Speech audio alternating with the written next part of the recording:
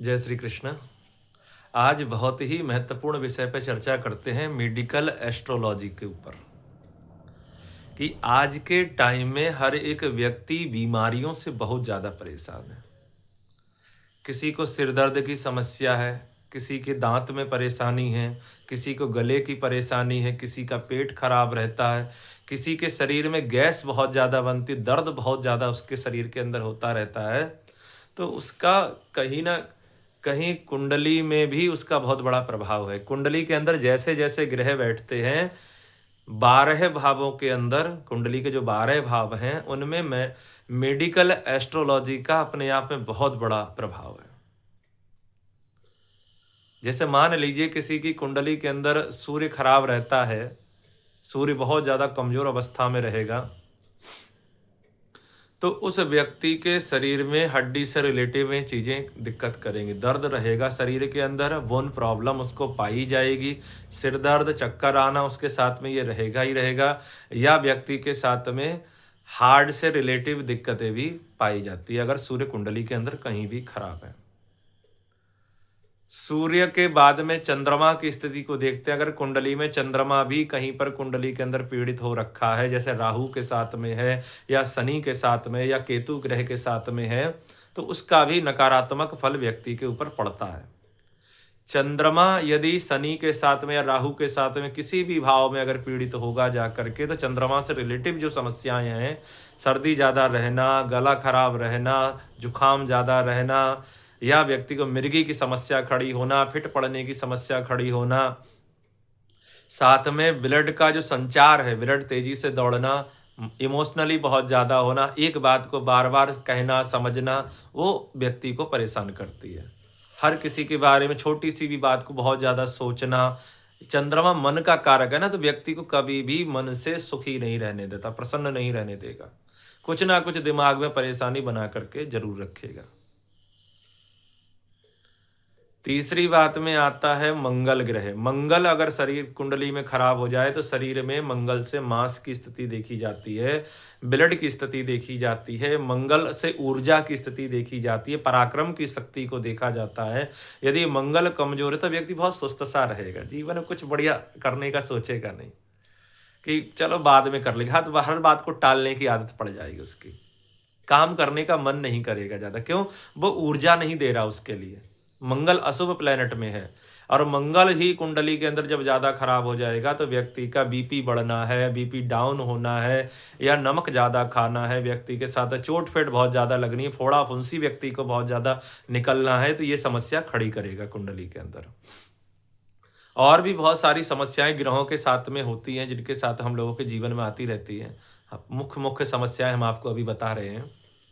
बुध ग्रह अगर किसी की कुंडली में दिक्कत कर रहा है तो नसों से रिलेटेड भी दिक्कत रहेंगी, पथरी वगैरह से संबंधित भी दिक्कत पाई जाएगी, समाज में सबके साथ में घुलने मिलने में उसे दिक्कत आएगी, बोलने में परेशानी होती। वाणिज्य का कारक बुध प्लैनेट है, यदि कहीं भी खराब स्थिति के अंदर वो पाया जा रहा होगा तो परेशान अवश्य करेगा। खराब स्थिति का मतलब हो गया बुध केतु के साथ में हो, शनि के साथ में हो, अपनी स्वराशि को छोड़ करके कहीं भी हो, तो व्यक्ति को नकारात्मक ही फल प्रदान करेगा। और शुभ ग्रह के साथ में है तो शुभता उसके अंदर अपने आप स्वतः आ जाती है। कहते हैं ना, जैसे संगति होती है वैसे ही गुण व्यक्ति के अंदर आते हैं। आजकल जो लोग किडनी की समस्याओं से परेशान हैं, जिनकी किडनी में बहुत जल्दी स्टोन हो जाते हैं, तो वो सब अधिकांश बुध ग्रह से ही रिलेटिव रहते हैं कि बुध ग्रह उनकी कुंडली में बहुत ज़्यादा अशुभ स्थिति में विद्यमान है। बृहस्पति की अब बारी आती है, तो बृहस्पति का मतलब होता है, बृहस्पति हमारे लिए कौन कौन है? ज्ञान है, ऊर्जा है, बृहस्पति गुरु है वो। तो बृहस्पति हमारे लिए विचारों की शक्ति देता है, विचार खराब करेगा। अगर हमारे बृहस्पति अच्छे नहीं होंगे तो गंदे गंदे विचार आते रहेंगे मन के अंदर। फेफड़ों से रिलेटेड भी दिक्कत दे देता है, लीवर इन्फेक्शन वगैरह बहुत जल्दी बनाता है। कुछ लोगों को थायराइड की समस्या बृहस्पति प्लेनेट देता है, और कुछ लोग तो बहुत ज़्यादा एकदम से फूलते ही चले जाते हैं। आजकल जो लोग अस्थमा की समस्याओं से पीड़ित रहते हैं तो वो बृहस्पति या बुध प्लेनेट से संबंधित ही रहते हैं। बृहस्पति के बाद में स्थिति आती है शुक्र ग्रह की। हम लोगों के जीवन में फिर सुखों को, मान लीजिए हमने 1,000 रुपये कमाए, तो 1,000 रुपये का सुख तो भोगने के लिए कुछ चीज़ चाहिए, तो शुक्र ग्रह हमें वो सुख नहीं भोगने देगा, बढ़िया खाने नहीं देगा, घूमने फिरने का मन नहीं बनाएगा, ऊर्जा की कमी रखेगा, 4-5 लोगों व्यक्ति को अच्छा नहीं लगेगा। शुक्र ग्रह शानो शौकत से दूर रखेगा व्यक्ति, चलो इतने में ही काम चला, नहीं सोचने देगा वो सब व्यक्ति के लिए। बढ़िया भोजन जैसा मिल जाए ठीक है वैसा खा लेगा। शुक्र ग्रह की स्थिति को देखा जाता है, इसीलिए वीर्य का कारक होता है शुक्र ग्रह। संतान उत्पत्ति का मेन कारक शुक्र ग्रह है। अगर शुक्र कहीं भी पीड़ित होगा तो संतान उत्पत्ति में दिक्कत करेगा। शुक्र के बाद शनि प्लैनेट की बारी आती है। शनि प्लैनेट से व्यक्ति के जीवन में दर्द, क्योंकि शनि को कहा गया है न्याय प्रिय ग्रह। शनि कुंडली के जिस भी भाव में विद्यमान रहेंगे, अपनी राशि को छोड़ करके या अपनी उच्च राशि को छोड़ करके कहीं भी विद्यमान रहेंगे, व्यक्ति को उस घर से सचेत हो जाना चाहिए। मान लीजिए कुंडली में पहले हाउस में बैठे हुए हैं तो सिर दर्द होना, चक्कर आना, गैस बहुत ज़्यादा बनना, नकारात्मक बहुत ज़्यादा सोचना, बिल्कुल अजीब सी फीलिंग व्यक्ति के अंदर आना, काम करने का मन खत्म कर देना।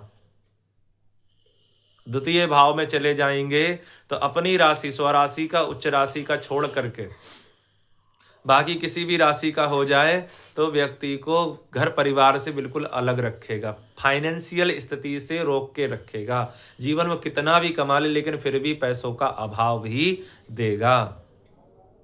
आगे कल विषय पे, शनि के विषय पे चर्चा करेंगे, शनि के बारे में जानेंगे कि शनि की स्थिति है क्या और हम लोगों की कुंडली में शनि कैसे फलित करता है, कैसे प्रभाव रखेगा, उसको चार्ट के ऊपर अच्छे से समझेंगे तो आप लोगों को बहुत अच्छे से समझ में आएगा।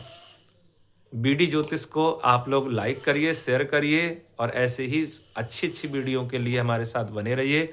जय श्री कृष्ण।